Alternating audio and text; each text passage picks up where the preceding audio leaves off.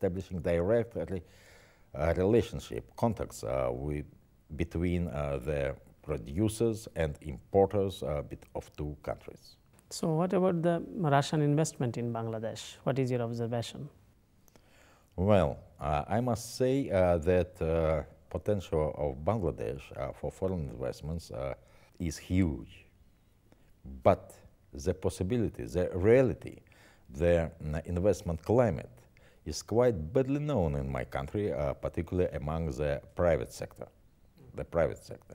And this is, I do believe, is the duty of Bangladesh side to lecture, or let's say to explain and to convince potential Russian investors to participate in development of Bangladesh economy. Of course, such collaboration must be mutually profitable.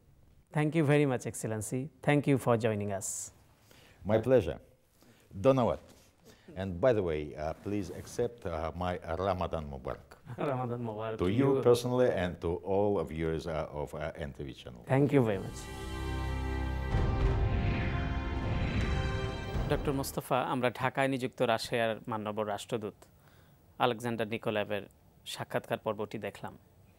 উনি বাংলাদেশের সঙ্গে রাশিয়ার অর্থনৈতিক, বাণিজ্যিক, কূটনীতির নানা দিক নিয়ে সংক্ষিপ্তভাবে আলোচনা করেছেন। তো আপনি কি বলবেন তার এই সাক্ষাৎকারের উপরে? হ্যাঁ, ধন্যবাদ আপনাকে। আসলে আমি এই সাক্ষাৎকারের মাঝে আশার আলো দেখতে পাচ্ছি, কারণ আমি বিশ্বাস করি আসলে আমাদের যে বয়স, আমরা মুক্তিযুদ্ধ দেখেছি, আমরা দেখেছি তৎকালীন সোভিয়েত ইউনিয়ন বাংলাদেশের মুক্তি সংগ্রামে কিভাবে সহযোগিতা করেছে, এবং আমরা জানি যে সেই সময় যদি সোভিয়েত ইউনিয়ন নিরাপত্তা পরিষদে ভেটো না দিত, সেই সময় যদি মার্কিন সপ্তম নৌবহরের এগেনস্টে তারা তাদের নৌবহর প্রেরণ না করত এবং আমাদেরকে সর্বপ্রকার সহযোগিতা না করত, তাহলে 9 মাসে আমরা স্বাধীনতা অর্জন করতে পারতাম না। কাজেই রাশিয়া, সেই সোভিয়েত ইউনিয়ন, বর্তমানে রাশিয়ার যে অবদান বাংলাদেশের জন্য, সেই অবদানের স্বীকৃতিস্বরূপ তাদের সাথে আমাদের সম্পর্ক সবচেয়ে ভালো হওয়া উচিত ছিল, কিন্তু দুর্ভাগ্যবশত সেটা হয়নি।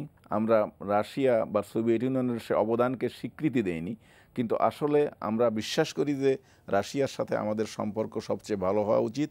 এবং একটা জিনিস কিন্তু আমরা এখনও আমাদের নতুন প্রজন্ম কিন্তু জানে না, যেমন স্বাধীনতার পরে এই চট্টগ্রামে যে বন্দর, সেই বন্দরের মাইন অপসারণ করতে যে 40 জন সোভিয়েত মানুষ জীবন দিয়েছিল, এবং সেইগুলো আমরা ভুলে গেছি। আমরা অনেকেই জানি না যে বাংলাদেশের যে বিদ্যুৎ সেক্টর, সেই বিদ্যুৎ সেক্টরে একসময় প্রায় অর্ধেক বিদ্যুৎ তৈরি হতো রাশিয়া নির্মিত ঘোড়াশাল বিদ্যুৎ কেন্দ্র থেকে। কাজেই হ্যাঁ, এই জিনিসটা যদি আমরা এগিয়ে নিয়ে যেতে পারতাম, এবং আমার বিশ্বাস যে এখন সেটা এগিয়ে নিয়ে যাচ্ছি। আমাদের যে রাশিয়ার সাথে একটা চুক্তি হয়েছে, রূপপুর পারমাণবিক বিদ্যুৎ কেন্দ্র, এই বিষয়টা বাংলাদেশ এবং রাশিয়াকে একে অপরের কাছাকাছি নিয়ে আসবে, এবং আমি মনে করি যে এটা একটা বিশাল প্রকল্প। এই প্রকল্পের মাধ্যমে রাশিয়া যেমন অতীতে আমাদের বিদ্যুৎ সমস্যায় কন্ট্রিবিউট করেছে, অবদান রেখেছে, এই প্রকল্প বাস্তবায়ন হলে সেটা আরও নতুন একটা স্তরে পৌঁছে যাবে। বর্তমানে যে বলা হয় কূটনীতির ভাষায় পিপল টু পিপল কন্ট্যাক্ট, অর্থাৎ মানুষের কাছাকাছি যে যাওয়ার যে একটা চেষ্টা একটি দেশে সব কিছুকে ছাপিয়ে, তো আপনার কি মনে হয় যে রাশিয়ার জনগণের সাথে বাংলাদেশের জনগণের সে কাছাকাছি যাবার যে ক্ষেত্র, সেটি কি প্রস্তুত হয়েছে? বর্তমানে যে মুক্ত অর্থনীতির যে যুগ, রাশিয়াতেও এখন মুক্ত অর্থনীতি, আমাদের দেশেও মুক্ত অর্থনীতি। কাজে আমাদের ব্যবসায়ী নেতৃবৃন্দ তারা তো এখন ইচ্ছে করলেই রাশিয়াতে গিয়ে আমরা কি তাদের সেখানে করতে পারি, আমরা কি এক্সপোর্ট করতে পারি, সেখান থেকে কি আমরা আনতে পারি, সেগুলো দেখতে পারে এবং সেটা প্রচার করতে পারে সেখানে। এবং রাশিয়ান যারা ব্যবসায়ী নেতৃবৃন্দ তারাও এখানে আসতে পারে।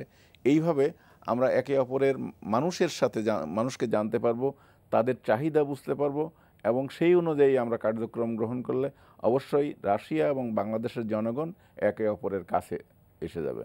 জি, আমরাও আশা করব যে রাশিয়ার সাথে বাংলাদেশের যে অর্থনৈতিক যোগাযোগ সেটি আগামীতে আরও বেগবান হবে, এবং আপনাকে অসংখ্য ধন্যবাদ জানাচ্ছি আমাদের আলোচনায় সম্পৃক্ত হবার জন্য। ধন্যবাদ আপনাকে। সুপ্রিয় দর্শক, আমরা এতক্ষণ রাশিয়া বাংলাদেশের অর্থনৈতিক, সামাজিক, রাজনৈতিক এবং কূটনৈতিক যোগাযোগের বিভিন্ন দিক নিয়ে আলোচনা করলাম।